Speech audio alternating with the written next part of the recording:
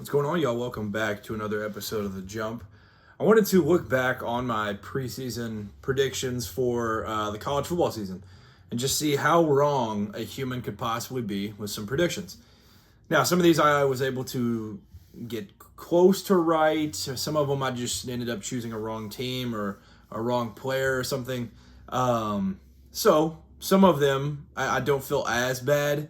And some of these I do want to preface that, like, some of them I feel like many people chose.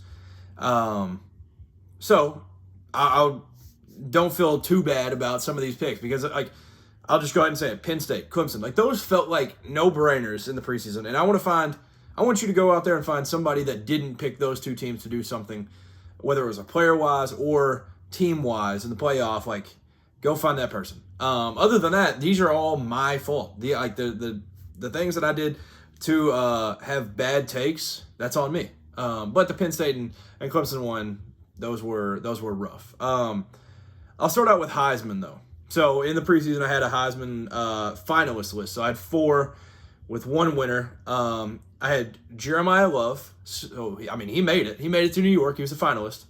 I had Arch Manning. No bueno. He ended up figuring it out towards the end, but not even close to sniffing Heisman. And then Jeremiah Smith, who was in the top 10. I want to say he finished 6th, maybe. So not terrible. Not terrible. So Jeremiah Love made it. Jeremiah Smith was at least in consideration. Arch Manning, no. And then my champion was my Heisman winner in the preseason, Cade Klubnik.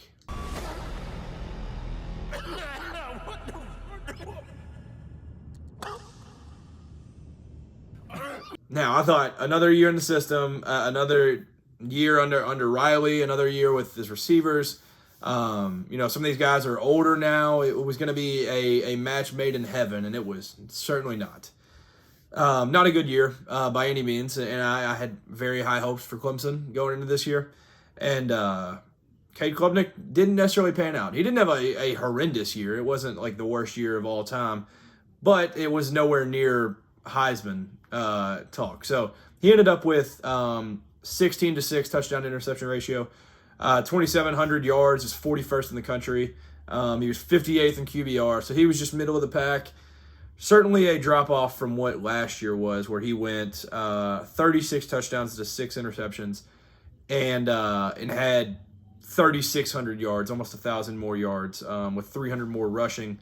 It was just not even close to the same guy that I was expecting to see. But that's what we're here for, to embarrass Cameron in these moments. So I'll go to my conference stuff now. So my ACC predictions, I did team I'm buying stock in, team I'm selling stock in, coach of the year, player to watch, championship matchup. ACC, I had the Duke Blue Devils as my team to watch. Now, I'm taking a victory lap on that one because, yes, they lost 5 games, but give me some credit. These boys won the ACC championship. I just picked the ACC champions when not many people did in the preseason. I'm taking a victory lap on that one. Give me the Duke Blue Devils. I'm buying stock in them. So if you tell me in the preseason I'm allowed to buy stock in a team that ends up winning the conference championship, I will take that 1,000%. Now, I was very off on the team I'm selling stock in, which was the Georgia Tech Yellow Jackets. Now, they had a great year and kind of, I guess you could say, slipped up towards the end. I thought they'd play Georgia at least close, and then they had the Pitt loss. Like, they ended up fumbling a little bit, go 9-3, but I thought they'd be worse than that. I thought they'd be a couple more losses than that. So I was wrong on that one, very much so for the Georgia Tech one. Coach of the year, I said it would be Manny Diaz of Duke. It was not. It was Tony Elliott. So credit to Virginia and Tony Elliott for getting that done. For my player of the year, I had Cade Klubnik. I was very, very high on him, as you can tell with me having him win the Heisman Trophy. I had him as the player of the year. It was not. It was Haynes King. So I was wrong on Georgia Tech as a team, and I was wrong on Haynes King by himself. My player to watch, Colin Lacey. This one, it was the right idea, wrong player, I'll say. I thought Miller Moss would go to Louisville, he'd figure it out, but he'd have one key receiver, and I thought that'd be Colin Lacey that takes a step up. It was Chris Bell. Chris Bell was very, very good for them. But Colin Lacey, I'll take it. He was coming back from injury, goes out, has 547 yards, 2 touchdowns. Not a bad year. Not a bad year at all. Tied for 78th in the country in receptions. So it wasn't like the biggest surprise player ever. He was just a good role player for these guys and knew his role and was decent for Louisville. My championship prediction was Clemson over Louisville. Oh, yeah. That's, neither of those teams were really even close. Louisville was closer than Clemson, but Virginia and Duke was not on my radar early. SMU was close to getting back in, and then Miami was close, but I was way off on the conference championship. We'll just put it that way. So my ACC, I don't even know if I'm going to try to grade these. I'd give it probably a C-, D+. Like, I feel like getting the conference champ out of a group that wasn't really the conference championship preview teams, like, I feel like that's pretty good. And then some of these guys I was just a little bit off. Like, it was, but Cade Klubnik's obviously the glaring problem there. Moving to the we'll go Big Ten now. I said the team I'm buying stock in was the Iowa Hawkeyes. Now, the Iowa Hawkeyes ended up having a pretty dang good year. And the Oregon game, when it happened, ended up being very important. Now they're playing the ReliaQuest Bowl with Vanderbilt. They went 8-4, finished the year ranked, so I'll take that. I'll take that as a W. I feel like 8-4 is not bad. I think I had them going 9-3 or 10-2 or something. But it's not the best year in the world, but certainly not the worst. Illinois was my team I was selling stock in. Yeah, I would say bad look. They went 8-4. I just thought they would take a step back, but Luke Altmaier proved me wrong, and they ended up being a pretty decent team for a lot of the year, and they obviously lost to some pretty good teams, but overall, I would say I was wrong on that. I said Coach of the Year would be Ryan Day. It was Kurt Cignetti. Ryan Day was not a bad guess. I would say, I don't know if they ranked the finalists, but I would say he probably finished second. Player of the Year was Fernando Mendoza. I said Drew Allar. So Drew Allar, obviously he got hurt. He wasn't ever going to win Player of the Year, but so that's a big miss on my part. But I should have listened. I remember people talking to me about Fernando Mendoza in the preseason. I didn't think he did Heisman, but he was he was right there in broad daylight, seeing what Curtis Rourke did for them last year, seeing Fernando Mendoza, why not take him? But no bueno on my part. My player to watch was Damon Williams, and I will take a W for that. The sophomore had 25 touchdowns to 8 interceptions. He also had 6 rushing with 611 on the ground. He had 3,065 passing yards this year, which was 21st in the entire country. He was tied for 15th on passing touchdowns, had the 24th ranked QBR. I'll take that. It was a guy that at the end of last year, you get to see a glimpse of what he could be, and I ended up taking the bait and believing in him. So Damon Williams, I'll consider that a W. My Big Ten championship, I had Penn State beating Ohio State. Now, I was right about Ohio State being a runner-up.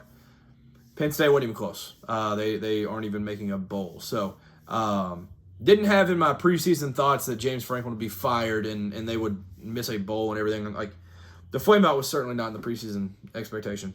But Ohio State is a runner-up. I'll take that. I would give this probably like a C, I would say. Like, picking the player to watch, I feel like is solid. And then the buying stock in Iowa, I feel like I'll take a victory ride for this one. I'd say a C. I'll give myself on that one. Moving on to the Big 12. This one I was buying stock in Utah, and the Big 12 I remember in the preseason was like, oh man, this is extremely, extremely hard to predict. But Utah goes 10-2. I will take that as a win after a down year last year. They finished the year 15th in the country, and they're a heavy favorite over Nebraska in the SRS Distribution Las Vegas Bowl coming up on December 31st. So I'll take that as W. And then I was selling stock in TCU, who started out the year with that North Carolina game, and it was like, oh man. But they go 8-5, and honestly, I don't know if it's definitely more wins than I thought they were going to get in the preseason. So I was wrong on that.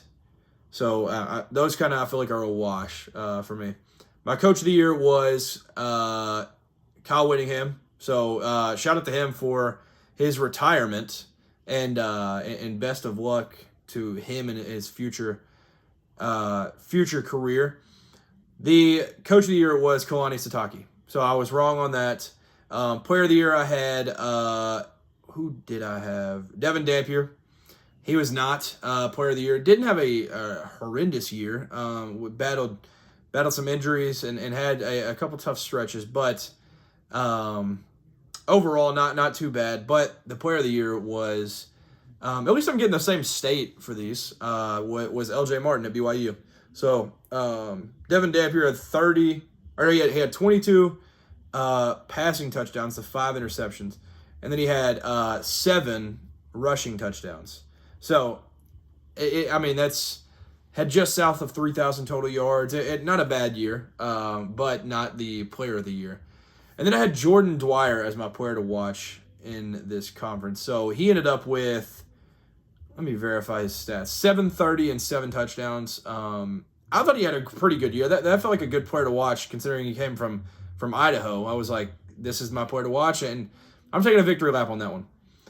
And then my conference championship was Utah over Arizona State. Now, that one ended up not being correct. Didn't get either team with that one. Texas Tech and BYU playing in the conference championship. So that's a big miss there. I'd grade this one like I'd give this a B-. Utah feels like a pretty good one. I missed on the coach of the year, player of the year, but they were both like on one of the better teams. And Jordan Dwyer, I feel like that pick alone should boost it a little bit. But I don't know. You all let me know. SEC predictions. The team I was buying stock in the preseason was Missouri. Now, Missouri finished the season with a 8-4 record. They are a touchdown favorite over Virginia in the Taxslayer Gator Bowl. I'll take that as a win. Buying stock in Missouri, getting 8 wins in a season where it wasn't the easiest thing in the world.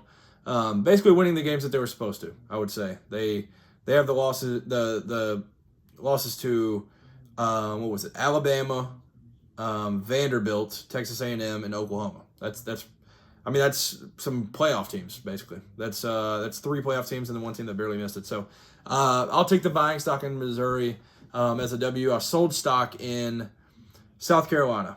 I am taking a victory lap for that one. That one feels like it aged like fine wine.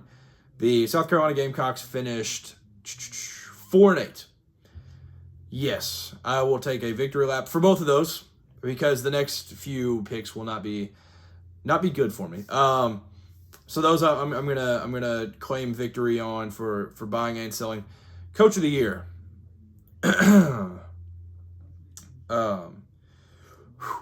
Yeah, this is rough. Brian Kelly was my coach of the year. I kind of forgot that was how that panned out. Yeah, that one, he ended up getting fired, and certainly not the coach of the year. I would say far from it. It was Clark Lee who was actually the coach of the year, so credit to him. My player of the year was Garrett Nussmeier. Yeah, that one was also pretty ugly, not really close. Ended up getting benched for Van Buren. Diego Pavia was the player of the year, so wrong on that one. And then this one, now Brian Kelly's definitely the worst of these 3. But I also went LSU with this one. Oh boy. Chris Hilton Jr. This one, I talked myself into reading practice reports from people saying that Nuss had a new target that he was loving. And I dove all the way in on this guy being spectacular. He had 7 catches, 55 yards, and 0 touchdowns. Chris Hilton Jr. of the LSU Tigers was my player to watch.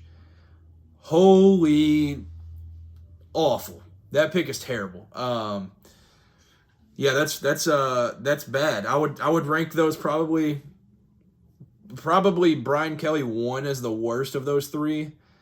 then Chris, and then Garrett, maybe. Nonetheless, though, what a stinky player picks. Yeah, Nussmeier had a 12-5 touchdown interception ratio. That's really, really sorry.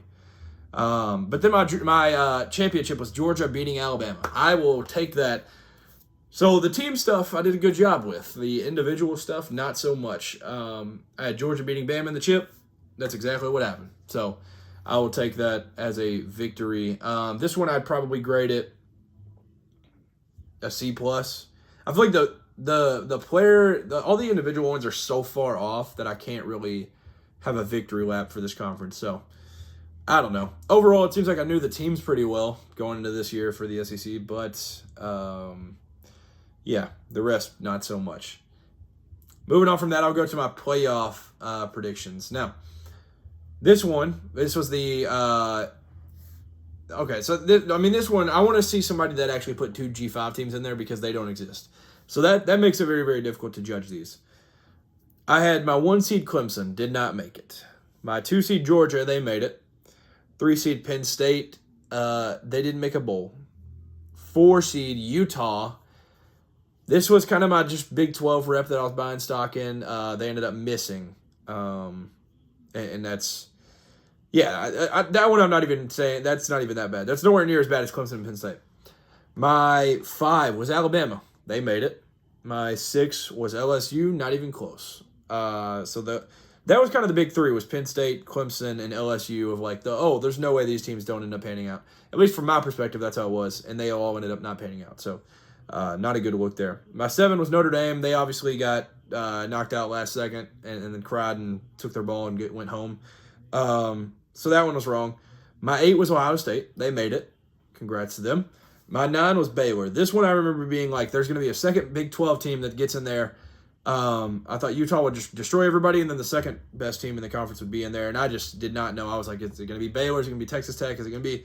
I didn't really have BYU being as good as they were on my radar, but I should have because Sataki is a great coach. But I went with Baylor. That ended up not being a good pick by any means, so I was wrong on that one. My 10 was Texas. That one was... they were close. They got close in the end. Right there with Vanderbilt, first couple teams out. My 11 was Oregon. They made it. And then my 12, I just went with a MAC team. I said Toledo's going to make it. I thought they'd be maybe the G5 rep, and it wasn't even remotely close that they'd get in. It felt like from the week 2 point, it was like, all right, the AAC team, the AAC champ is just going to get in. And then it ended up being the Sun Belt champ. So I will not pick a MAC team next year. We will go ahead and jot that down. I was choosing between, Toledo and James Madison, which that one would have been ironic, the fact that James Madison ends up getting in because of the whole ACC mess that they had. But nonetheless, I went 4 for 12. I got Georgia, Alabama, Ohio State, and Oregon. So 2 SEC, 2 ACC. So the conferences that were actually hard to predict, those ended up not being... I think people could have maybe thought Miami could get in. Because of what they had. But I don't really know many people that predicted the Big 12 because I remember preseason it was like, all right, well, this is just going to be an absolute mess the entire year, and it's anybody's conference. But then Texas Tech ended up stepping up and putting their money where their mouth is and ended up running the conference all year. So my overall grade of the playoff, I'd say a C- maybe. I don't know. I got a few obvious ones that I feel like we're going to be in just by looking at their schedule in the preseason, but I had some really, really bad misses. One of these teams missed a bowl, so that's not a good look. And actually, what did Baylor finish on the year? I don't remember their exact record overall. I know they had a tough skid there. So they ended up 5-7. So I had 2 teams not even make a bowl. That's a bad look. Bad look. C- at best. But you all let me know how you would grade those. I'm trying to think if I had anything else from the preseason I could laugh at myself for. I don't really remember. But those are the main ones. So comment below, make fun of me. But it takes a man to own up to what his mistakes were. So I will take it, hand up. I was wrong on some teams. And I just had the wrong mindset for some of these programs going into the year. But next year it's gonna be a lot better. It's only up from here. This was nearly the ground for getting 4 teams in the 12-team playoff correct. So thank you for tuning in. Thank you for joining me to laugh at myself from what I was thinking a few months back. Peace.